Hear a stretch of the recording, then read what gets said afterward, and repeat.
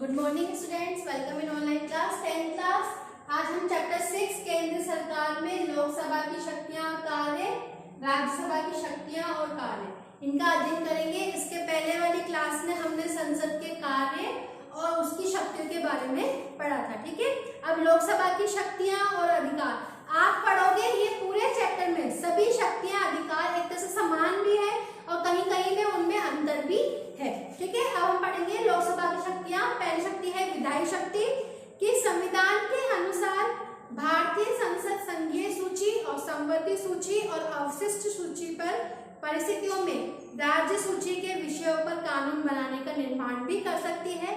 संविधान के द्वारा वित्तीय विधेयकों और संविधान संशोधन विधेयकों के संबंध में भी इस प्रकार के विधेयक लोकसभा या राज्यसभा दोनों में से किसी भी सदन में प्रस्तावित किए जा सकते हैं कि समस्त राज्य सूची विषय हो या संवर्ती या संघीय सूची विषय हो, इन सभी विषयों पर संबंधित राज्यसभा या लोकसभा इन दोनों पे संबंधित यहाँ पे विधेयक पे प्रस्ताव पारित किया जा सकता है या सदन में प्रस्तावित किया जा सकता है और दोनों सदनों से पारित होने के बाद राष्ट्रपति के पास में उसको हस्ताक्षर के लिए भी भेजा जाता है। फिर है वित्तीय शक्ति कि भारतीय संविधान द्वारा वित्तीय क्षेत्र में संबंध में शक्ति लोकसभा के प्रदान की जाती है।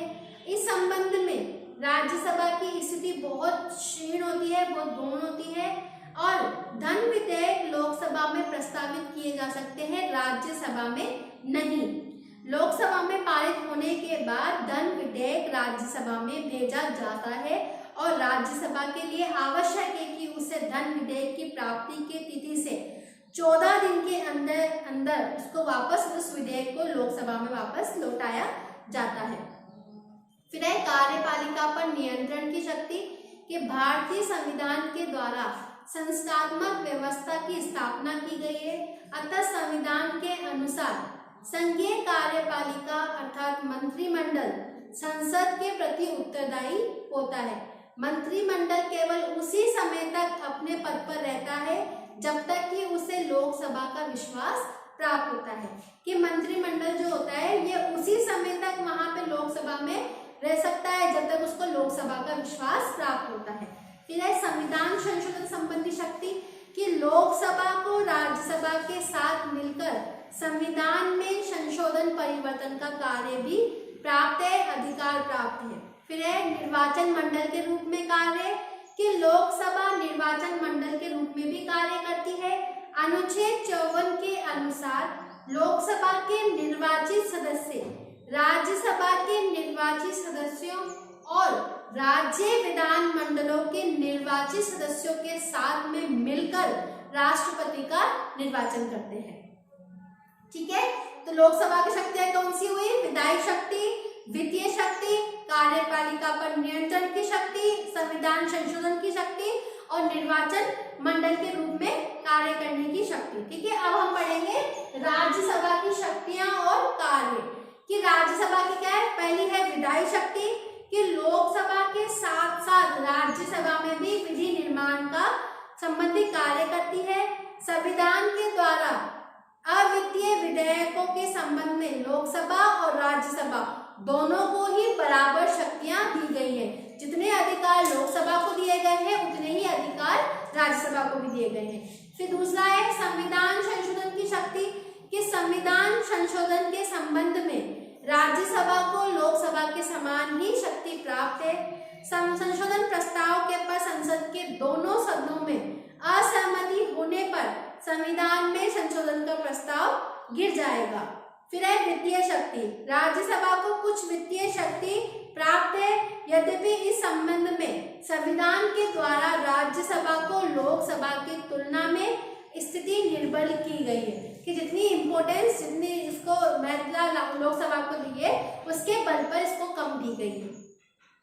संविधान के अनुसार धन विधेयक पहले लोकसभा में प्रस्तावित किए जाएंगे और फिर लोकसभा से स्वीकृति होने के पर धन विधेयक को राज्यसभा में भेज जाएंगे कि पहले तो वो लोकसभा में भेजा जाएगा, उसके बाद में वो राज्यसभा में भेजा जाएगा, जिसके द्वारा अधिक से अधिक 14 दिन के अंदर इसे पुनः विधेयक का विचार किया जाएगा और राज्यसभा धन विधेयक के संबंध में अपने सुझाव भी लोकसभा को दे सकेंगे।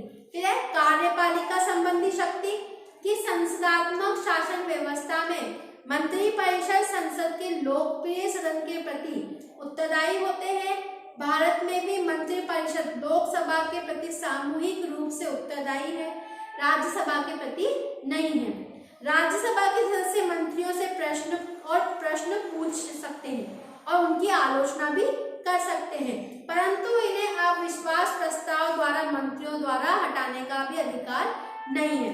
अब आता है विविध शक्तियां कि राज्यसभा में निर्वाचित सदस्य राष्ट्रपति के चुनाव में भाग लेते हैं, कि राज्यसभा में जो सदस्य होते हैं वो राष्ट्रपति के चुनाव में भाग लेते हैं। राज्यसभा के निर्वाचित सदस्य लोकसभा के निर्वाचित सदस्यों के साथ में मिलकर उपराष्ट्रपति का भी चुनाव करते हैं। राज्यसभा और लोकसभा के साथ में मिलकर राष्ट्रपति सर्वोच्च न्यायालय के न्यायाधीशों और कुछ पदाधिकारियों का चुनाव भी करते हैं या फिर उनके ऊपर महाभियोग भी लगा सकते हैं। राज्यसभा लोकसभा के साथ मिलकर बहुमत से प्रस्ताव पास करके उपराष्ट्रपति को उसके पद से हटा भी सकते हैं। 1 माह से अधिक अवधि तक यदि आपातकाल लागू रखना है तो इस प्रकार के प्रस्ताव का अनुमोदन करके लोकसभा और राज्यसभा दोनों के द्वारा अलग अलग अपने विशेष बहुमत से किया जाना भी आवश्यक है।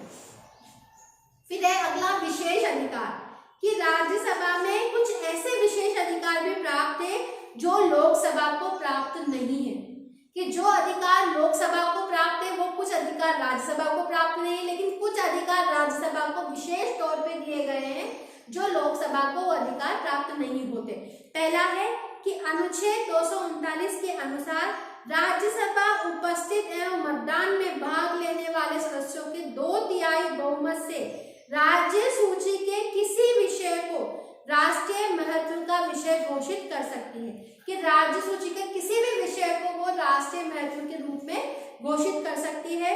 इसके द्वारा राज्य सूची के विषय पर कानून बनाने का अधिकार भी संसद के द्वारा मिला हुआ है। फिर संविधान के अनुच्छेद 312 के अनुसार राज्यसभा ही अपने 2/3 बहुमत से प्रस्ताव पारित कर नए अखिल भारतीय सेवाएं स्थापित करने का अधिकार केंद्र सरकार को दे सकती है। ठीक है, ये समझ में आया। आज अपन ने पढ़ा लोकसभा की शक्तियां, कार्य, राज्यसभा की शक्तियां और कार्य।